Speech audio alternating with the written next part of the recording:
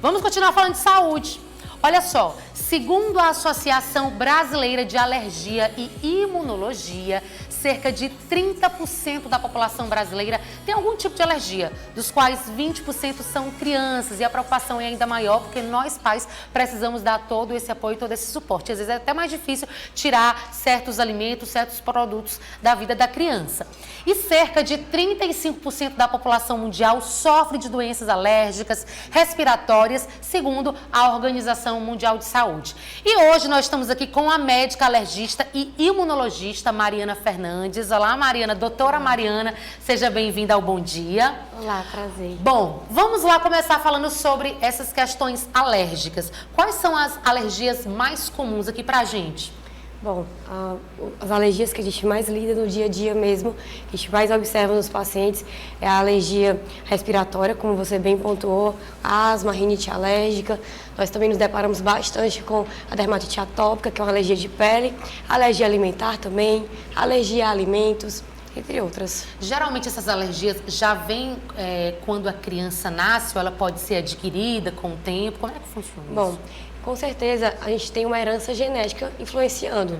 Na verdade, a alergia ela é multifatorial, vários fatores influenciam, mas a herança genética... Que fatores, por exemplo, desculpa te interromper, clima? Com certeza, a herança genética, os fatores ambientais, o tabagismo, né, a exposição ao cigarro influencia bastante. Mudança climática também pode desencadear crises. As viroses também podem levar a crises alérgicas também em uns pacientes predispostos. Como eu falei, né, o cigarro, o hábito familiar, os hábitos alimentares da família, tudo isso influencia com certeza. A poluição, tudo isso influencia. Sim. Então, assim, a pessoa pode já nascer com alergia e pode adquirir alergia com o tempo também. No caso de quem nasce com alergia, é um pouco mais complicado tratar porque é um bebê, né? E precisa ter uma atenção especial. Vamos falar sobre mitos e verdades? Com certeza. Bom, vamos lá, olha. Produtos, eu fiz até uma listinha aqui pra gente. Olha, o frio piora as alergias respiratórias, é mito ou é verdade? É verdade. Na verdade, o clima frio e seco, ele pode ser irritativo para a mucosa respiratória, né? E desencadear crises. Entendi.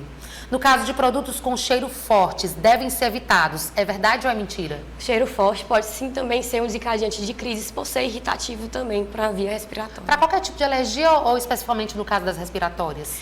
Principalmente respiratório. Na verdade, cheiro forte é mais mesmo para respiratório.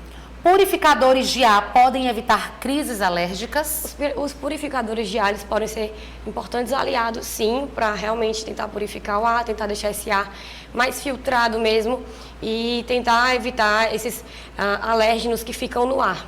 A gente fala de purificador de ar, mas tem gente que é mais raiz, que gosta de colocar aquele balde de água, também é eficiente, né, doutora? Pronto, seria o intuito de umidificar o ar, né? Isso. Inclusive agora no BR-Obrol o clima está muito seco e aí vários pacientes alérgicos estão apresentando mais crises agora devido ao clima seco, que é irritativo. Então, realmente o umidificador de ar é uma boa alternativa, só deve se ter cuidado porque se você ficar aplicando sempre em uma mesma parede, aquilo ali pode aumentar também a população de fungo e poeira naquela região. Então, o ideal é trocar o umidificador de uma local, bacia né? com água, que é uma alternativa mais acessível, né?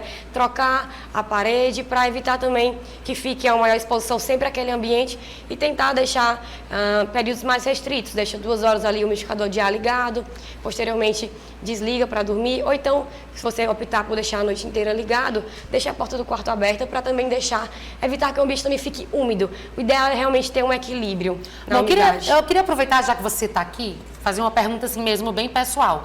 Eu nunca tive rinite alérgica, mas eu percebi que de uns tempos para cá, o meu nariz fica congestionado assim, de uma hora para outra. Sim. Então, assim, às vezes eu chego a confundir com uma gripe. E aí, no outro dia, já assumiu completamente. Então, às vezes é difícil distinguir o que é gripe de uma rinite, uma crise alérgica, não é isso? Com certeza. Geralmente, um quadro viral, um resfriado, uma gripe, ele vem acompanhado de sintomas sistêmicos. O paciente geralmente tem uma dor no corpo, ele vai apresentar uma febre, ele vai ficar mais quietinho, mais protraído, não vai ter aquele mal-estar. Não, a alergia, no geral, a gente não tem esse mal-estar geral, só se realmente for uma crise muito intensa. Mas na alergia a gente não observa febre, a gente não observa esses outros comemorativos.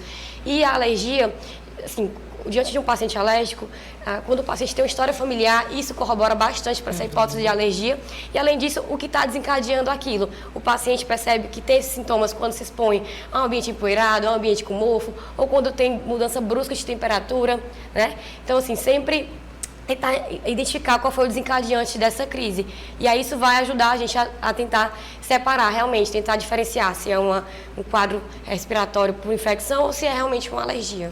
E pode ser uma coisa de momento, por exemplo, porque no meu caso eu nunca tive rinite.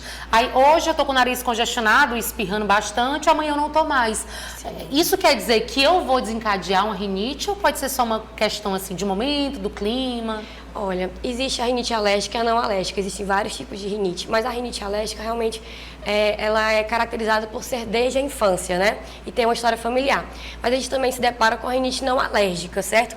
Mesmo a rinite alérgica, ela pode desencadear também nas fases mais tardias, mas comumente é mais precocemente. Mas a rinite não alérgica, ela realmente tende a ser mais tardia, e aí são mais fatores irritativos que desencadeiam uma crise, como o ar seco mesmo, a mudança climática, a poluição, a fumaça, o próprio cigarro também, ele atua como irritativo. Agora, assim, tem um tipo de alergia que é causada por questão de alimentação, essa é um pouco mais delicada para a gente tratar, né? Questão de alimentação, inclusive, está muito comum isso.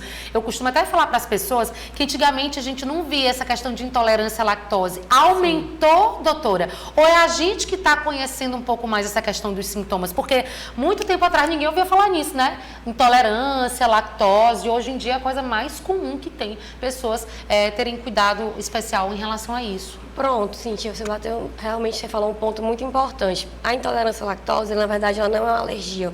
Ela é uma má digestão do açúcar do leite. Mas isso realmente é um ponto interessante a ser discutido, porque muitos pacientes confundem, e até mesmo médicos. Sim. Mas a intolerância à lactose é uma má digestão mesmo do açúcar do leite. Quando a gente fala de alergia, eu estou falando de uma resposta exagerada à proteína do leite. A alergia ao leite, ela é mais comum mesmo na infância, né? Ela é caracterizada mesmo por ser alergia da criança mesmo, e ao longo dos anos a tendência é regredir. Claro que existem aqueles pacientes que persistem até a fase adulta. Então a gente tem alergias a alimentos que são mais comuns na infância, como leite, ovo, por exemplo, trigo. E na fase adulta, novos alérgenos, novos alimentos ganham mais destaque, como o camarão, né, o crustáceo. E o amendoim também, seja na infância, seja na fase adulta, são alimentos muito importantes que a gente vê no dia a dia. Certo, doutora. Aí, no caso, em relação à alergia, é importante qualquer situação que a gente detectar, procurar logo ou dermatologista ou alergista. Qual é o profissional? É o alergista indicado? Geralmente o dermatologista é mais acessível, né? Assim, o dermatologista, ele cuida também de alergias de pele. O alergista, ele é o profissional que cuida de todas as alergias, desde alergias respiratórias, alergias dermatológicas, enfim, alergias pulmonares. Então, como eu falei, né, respiratório. Então, nós cuidamos de todas as doenças alérgicas, entende? É mais focado mesmo para alergia. E também cuidamos, no caso, o alergista imunologista, nós cuidamos também das imunodeficiências, dos defeitos da imunidade também. Pronto, se eu percebo que algo está errado em mim, um exame de sangue específico é capaz de detectar qualquer tipo de alergia que eu possa ter, ou ainda é importante você investigar ali a questão dos alimentos, os produtos que você ingere, os produtos que você passa? Com certeza. Olha, o teste alérgico, por si só, ele não dá diagnóstico de alergia. Por isso a importância de conversar com um alergista, porque a gente também entende de imunologia, o que está por trás daquela reação. Então, dependendo da reação, de quanto tempo depois da exposição ao alimento, ao medicamento, por exemplo, o paciente, quanto tempo depois ele apresentou aquela reação e como foi essa reação, nós vamos fazer a investigação baseada na história clínica do paciente. E se o paciente tiver uma história clínica compatível com o exame positivo, aí a gente fecha o diagnóstico de alergia. Mas apenas o exame, ele não é capaz de dar o diagnóstico. O exame vem para nos auxiliar. Certo, e quando a gente trata de bebê, o assunto é mais delicado ainda, né? Porque a gente percebe que muitos bebezinhos nascem com a questão da alergia, né? Por isso que é importante ter esse acompanhamento desde os primeiros anos de vida. Então, para a gente encerrar a nossa entrevista, eu queria que você desse dicas importantes para as pessoas que são alérgicas, principalmente nesse período que a gente está iniciando, período chuvoso. A gente está nessa transição, né? Período muito quente e agora está começando a amenizar mais. Quais são as dicas que você dá para essas pessoas que são alérgicas ou que estão desconfiando aí que tem algum tipo de problema? Bom, a gente realmente está lidando com um clima onde a gente está tendo uma mudança brusca de temperatura, um dia chove, outro dia realmente é bem quente aqui em Teresina e é um clima seco, né?